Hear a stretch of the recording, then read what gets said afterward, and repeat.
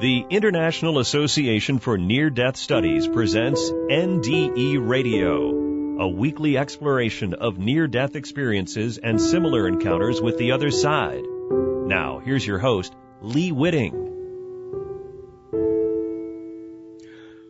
Welcome to NDE Radio, brought to you by IANDS, the International Association for Near-Death Studies. I'm your host, Lee Witting. Today's show offers the second half of a talk I gave at the 2014 IANDS Conference on Health and Healing, which took place at Newport Beach, California over this past Labor Day weekend. There were many really excellent talks and lectures at that conference, and they are available to those who would like to see what they missed. Just go to IANDS.org to find out more. My talk, however, was not recorded due to a technical glitch, which is why I've offered it again in two parts, beginning with last week's show. Just go to our archive at nderadio.org if you missed part one. Before I pick up with part two, though, I'd like to read you a letter I received this past week from a listener who asked parallel questions to my own. Kathy Atwood writes, "Greetings, Lee. I love your show. If being in the light is so wonderful, what are we doing back on Earth? Thank you for asking this question. Now, how about some more? If we came from and are returning to all-knowing, all light, all love, and all bliss, what could we possibly learn or gain here? If we have free will, how come, in the case of countless NDEs, we are sent back against our will and forced to continue on Earth against our will? Who are they that have this charge over us? Is there an afterlife hierarchy, a class system? How is it that we never hear of the deceased family members of NDEs as a being of light? How is it that NDEs don't experience themselves as equal to or comparable to a being of light? In the cases of life previewed during NDE, wherein events occur as previewed, doesn't that suggest script? Doesn't being sent back because we aren't finished also suggest a script and a defined anticipated outcome? Well, who writes this script? To what end? Who scripted ISIS? To what end? Who scripted Ebola? To what end? Who scripts the agony, the suffering, the pain, the torture, the fates worse than death, the countless, egregious scripts? To what end? Sometimes this seems like a version of the movie The Hunger Games, immersion theater where the earthbound participants experience unthinkable and unconscionable variations of horror for the viewing pleasure / entertainment of ...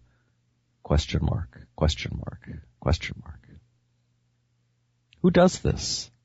I, a mere mortal, would not subject those I love and even those I don't to the ravages commonplace in this earth experience. Who does this, and to what end? And then a life review, where people judge themselves for being less than light, love, and perfection while navigating this gauntlet? And then she ends with many little characters, dollar signs, exclamation points. And you get the idea. And then closes with your thoughts, if you're so inclined, fellow experiencer, Kathy. Actually, Kathy has agreed to be on the show next Monday, so I'll get to ask her questions, ask her her answers rather to some of the questions she's posed here. Now, I was going to proceed to part two with a summary of part one, and until my brother Chris emailed me a joke which summarizes the foolishness of denominational religion far better than I can. So let me tell you that joke. This is attributed to someone named Erno Phillips. I was walking across a bridge one day, and I saw a man standing on the edge about to jump off. I immediately ran over and said, "Stop, don't do it." "Why shouldn't I?" he said. I said, "Well, there's so much to live for." "Like what?" "Well, are you religious or an atheist?" "Religious." "Me too. Are you Christian or Jewish?" "Christian." "Me too. Are you Catholic or Protestant?" "Protestant." "Why, me too. Are you Episcopalian or Baptist?" "Baptist." "Wow, me too. Are you Baptist Church of God or Baptist Church of the Lord? Baptist Church of God. Me too. Are you Original Baptist Church of God or are you Reformed Baptist Church of God? Reformed Baptist Church of God. Me too. Are you Reformed Baptist Church of God Reformation of 1879 or Reformed Baptist Church of God Reformation 1915? Reformed Baptist Church of God Reformation of 1915. To which I said, die, heretic scum, and pushed him off. Denominational religion. Okay, pick up where I left off last week. The wars over religion go on and on. The West sent the Crusades into the Middle East to take back the Holy Land. They wound up attacking Christians in Constantinople as well.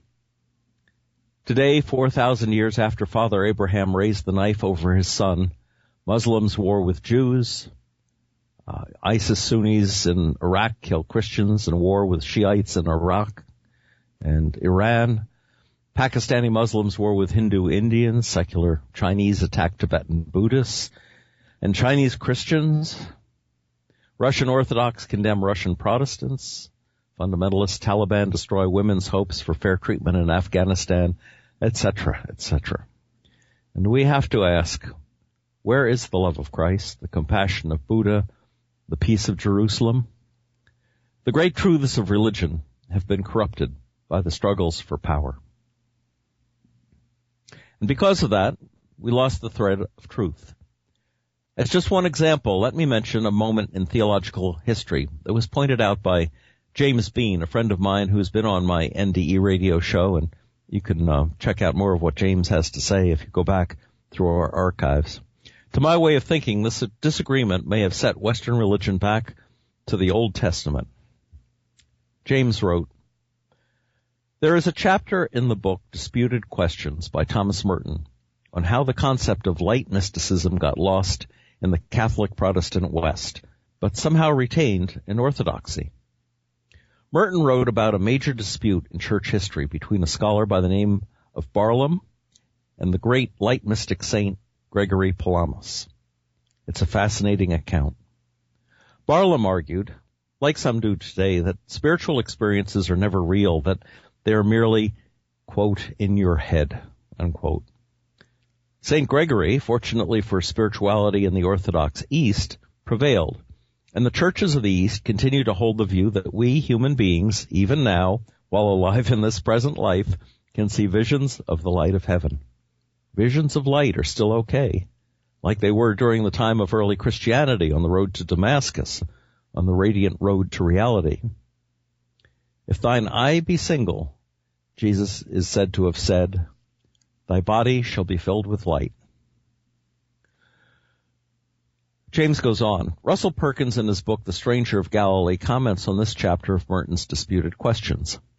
Quote, unfortunately, the Western Church did not accept the belief of St. Gregory Palamas that divine light could be experienced directly in the present life, which means that most of us with Catholic or Protestant backgrounds do not have this heritage, even though mystics in both Catholic and Protestant traditions have understood it. Certainly John of the Cross, Hildegard, and other Western mystics have reported visions of God's light. Though I agree that most of us growing up in this culture and in the Western churches remain unaware of the possibility of seeing the light of heaven, to my knowledge, it is never taught in the churches. St. Gregory debated the rationalist Barlaam in 1341 in front of hundreds of bishops and monastics at the great church of Hagia Sophia, with its huge mosaic of Jesus looking down, which is in Constantinople, now, of course, Istanbul. Though Gregory won the debate, Barlaam's arguments were embraced by the Western Church, virtually eliminating the possibility that personal mystical experience for all would ever be acknowledged by the Western churches. What a loss. So much for organized religions as the source for truth. But then, what about science as the path to enlightenment? In the 18th century, science seemed like a possible alternative to what seemed was meant to bring humanism and science to the forefront so that truth could overcome holy wars and priestly superstitions. When it was demonstrated that Earth was not the center of the universe and that evolution could serve to explain our existence, then science and religion began their own struggle for power, a struggle that in some ways continues to this day. But in its struggle to prove that religion was nothing more than superstition, science generally refused to consider spiritual questions of any kind, and thus forfeited a great opportunity, that is, to explore the question of what different dimensions open to us when we die. Afraid they were, young Skywalker, afraid to tackle one of the greatest and most profound questions. They'd been burned, you see, by their enemies in the religious camps, and they were not going to debate questions that held even the slightest flavor of religious speculation. Science demanded verifiable, repeatable results, and if a miracle could not be replicated, the results were never going to be relevant to the scientific mind. Further blocking the road to discovering truth, science got subverted by its financial patrons, by their greed and their desire for power and influence. While alchemists were directed to turn lead into gold, Western physicians had witches. Witches actually could heal people with herbs and faith. They discovered many incredible things long before the West adopted them, penicillin for one, and they had these witches burned at the stake. Meanwhile, scientists were turning to developing new and more deadly weapons for their governmental patrons. In other words, science was following the money. Amazing machines to increase production brought on the Industrial Revolution, and the military, industrial, pharmaceutical, entertainment complex we're immersed in today, with all its commercialism and environmental degradation, was the result. Today there's a prescription to quell almost any mystical experience, a doctor to tell you your NDE was just a hallucination, and video games to distract you from meditation, prayer, or even a walk in the woods. So much for science as the highway to truth. It's been more likely a highway robbery of our chances for enlightenment and the preservation of our environment.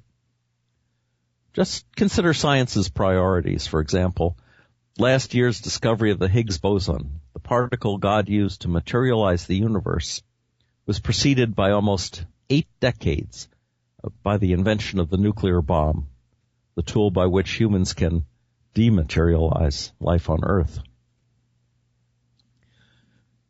The fact is, this world is a world of ghosts,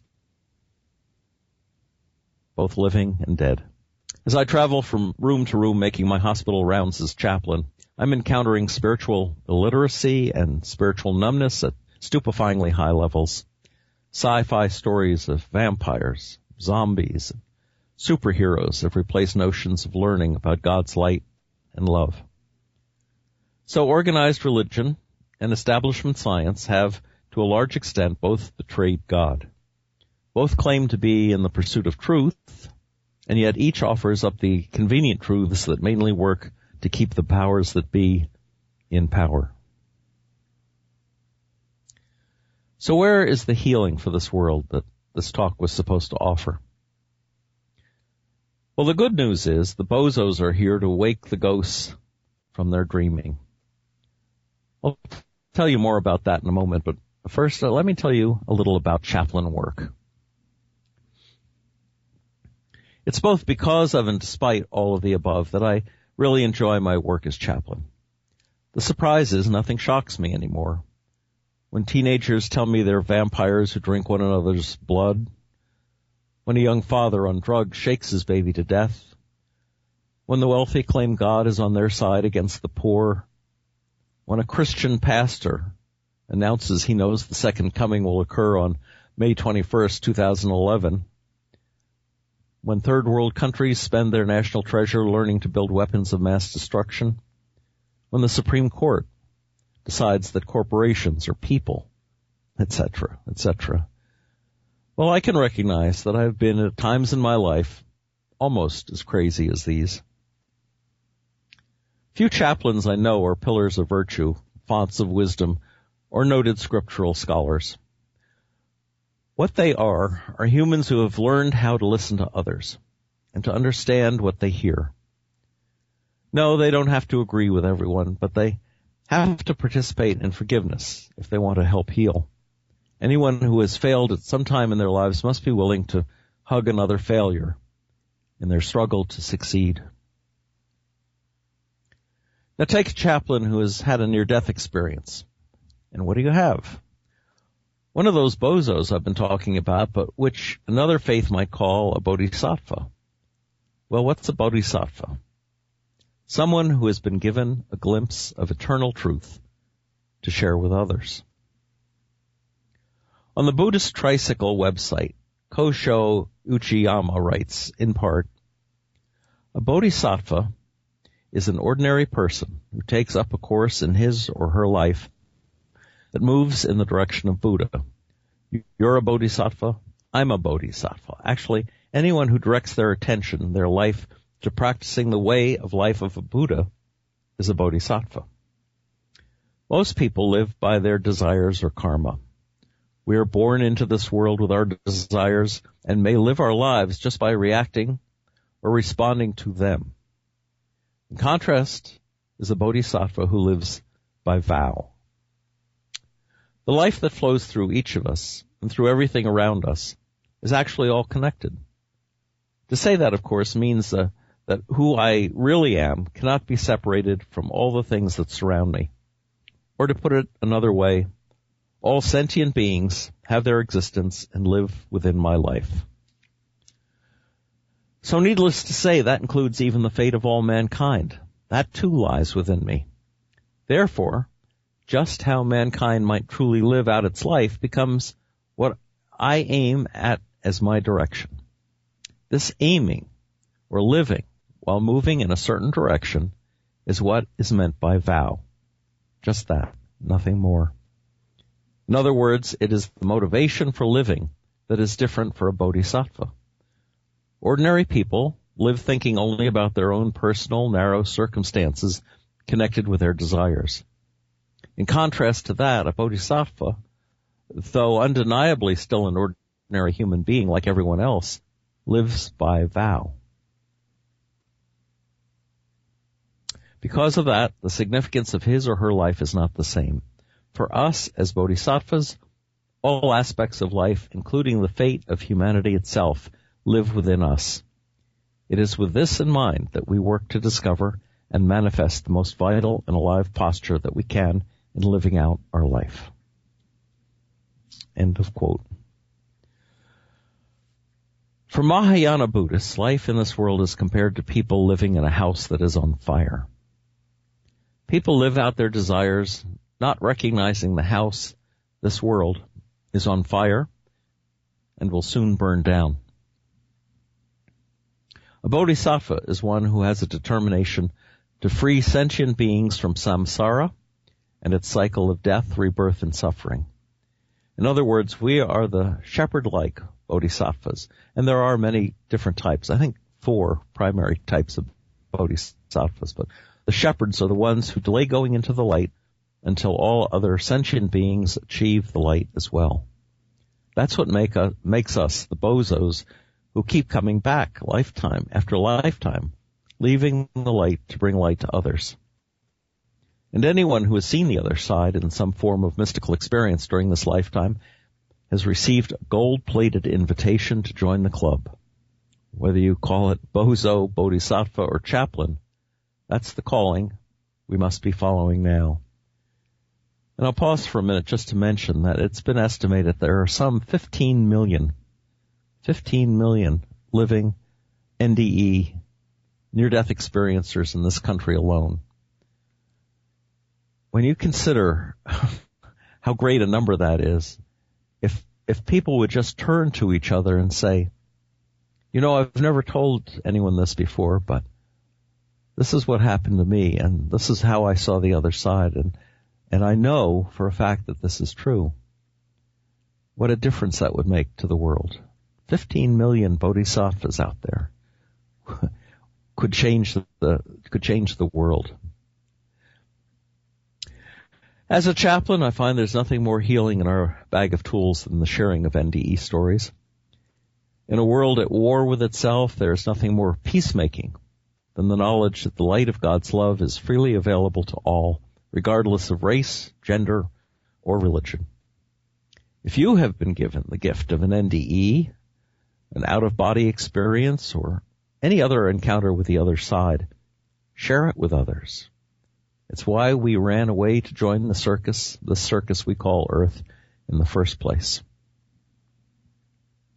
The Pistis Sophia quotes Jesus as saying, Do not cease seeking day or night, and do not rest until you find the mysteries of the kingdom of the light, which will purify you and make you into pure light and take you into the kingdom of light.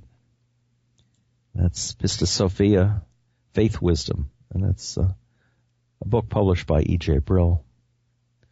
Kirpal Singh wrote, The light of life is in you. Indeed, you live by that very light, whether you realize it or not. Each one of you has had an experience of that holy light. Now you must live in constant contact with the holy light. It is uncreated and shadowless, eternally the same and peerless. The whole creation came into being by the same light, and that very light is shining in every heart. The light of life must be made manifest in existence. Be ye a witness to the light of life, not only within yourself, but in others as well. For the same light shineth everywhere, and there is no place where it is not.